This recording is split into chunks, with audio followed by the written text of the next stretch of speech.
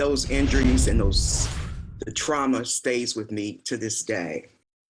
A group of 32 protesters has reached a settlement agreement with the city of Columbus. Those protesters say while demonstrating 2 summers ago, police officers wrongfully arrested them and caused mental and physical injuries. NBC4's Alan Henry spoke with some of the people behind that lawsuit today. He's live tonight.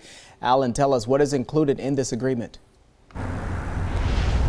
Well, Carrie, the first thing that will catch your eye is the payout, $5.75 million. But these protesters and their lawyers say the settlement is about so much more.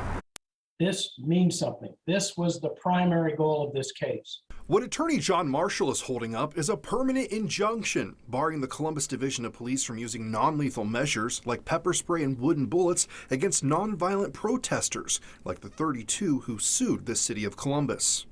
The events of the George Floyd protests still haunt me to this day. The Columbus Division of Police went to war against its citizens. As I looked in the air, all I could see was arches of smoke and canisters raining down on me and the people that were with me. Chaos ensued. Within 5 minutes of me arriving, the police kind of opened fire into the crowd.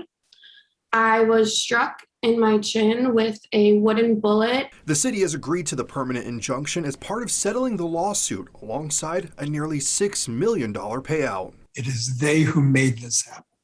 32 people who stood up for their principles, who stood up for their concern about racism in the Columbus Police Department, and who stood up for the right to protest.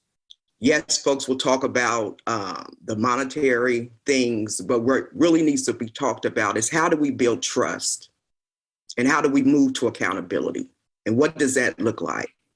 And this permanent injunction moves us closer.